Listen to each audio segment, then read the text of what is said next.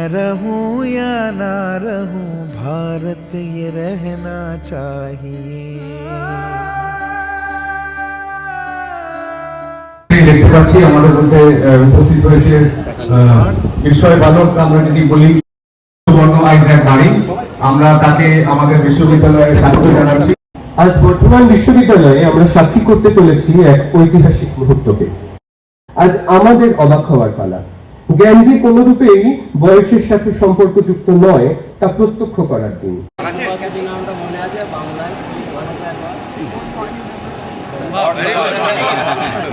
আমরা এই অনুষ্ঠানের শেষে যদি আবার সুবর্ণর সাথে ছবি নেওয়ার চেষ্টা করি, তাহলে বর্তমান অনুষ্ঠানটা আমরা শুরু করতে পারি।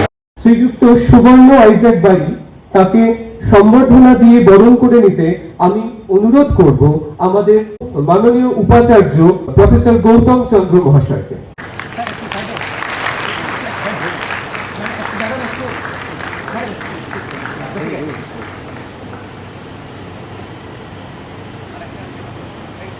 শ্রী সুবর্ণ বাড়িকে পুষ্পস্তবক দিয়ে বরণ করে নেবেন আমাদের সহ উপাচার্য মহাশয় প্রফেসর আশিস কুমার পালিগ্রাহী। ফুলের মুখটা দিকে স্যার, ফুলের মুখ।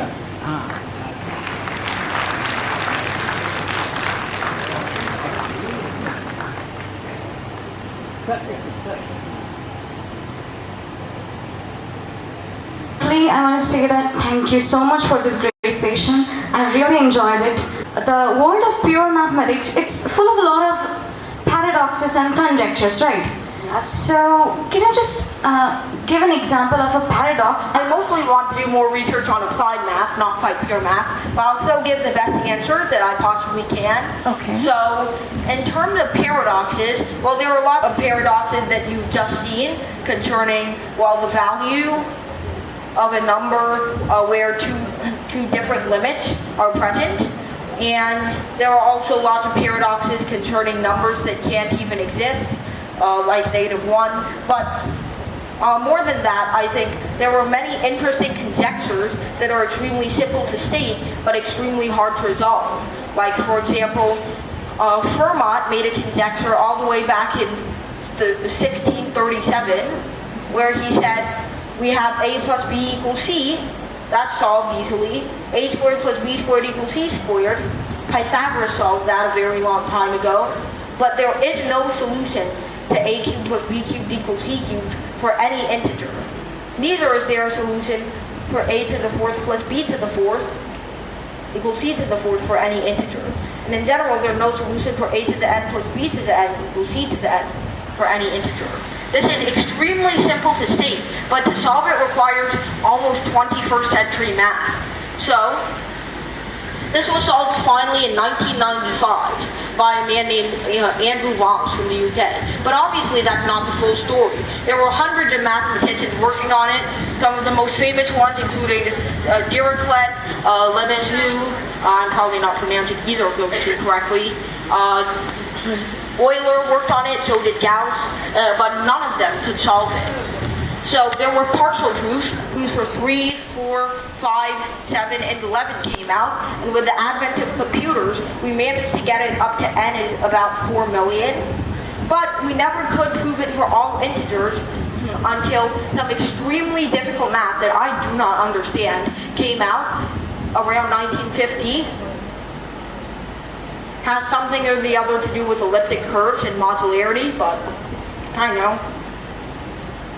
So this theory, seemingly completely unconnected to this problem, managed to solve it pretty easily. Well, not easily at all, but still relatively easily.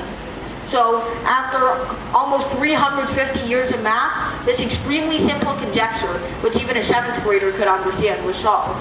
There are even simpler ones that a 3rd grader could understand that still haven't been solved. Like, can every even number be expressed as the sum of 2 primes? Like 76 over here can be expressed as what?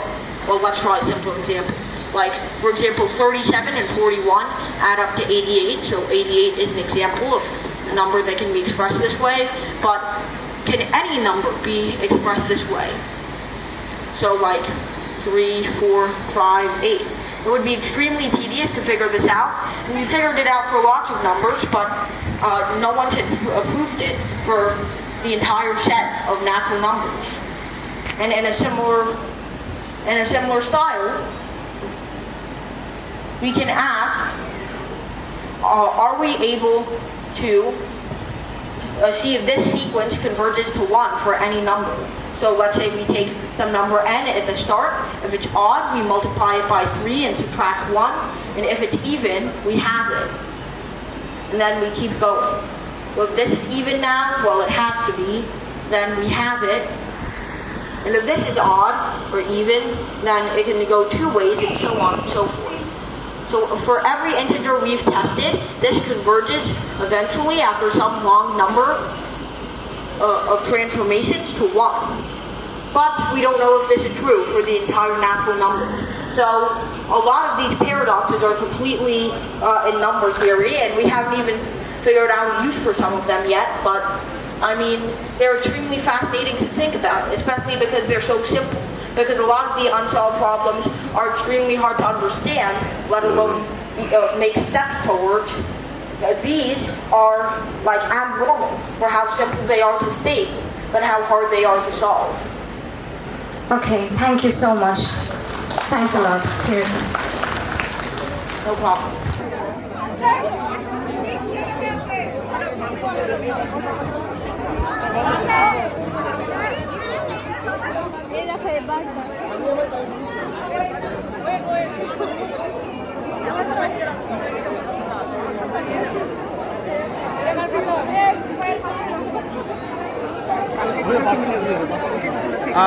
না কলকাতায় না Swami Vivekananda college ও না না না না না thank you so much নমস্কার thank you so much ওখানে যা না ওর কাছে যা ওখানে যা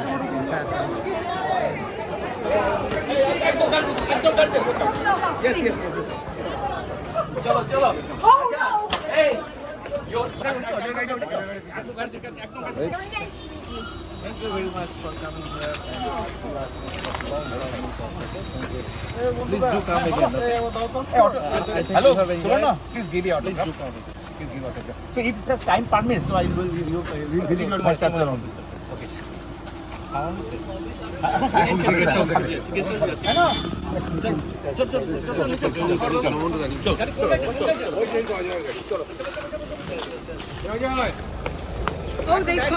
Okay, ঢুকে যাও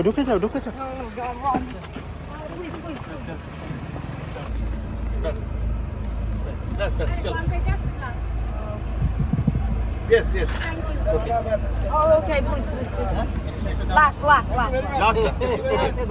Thank you.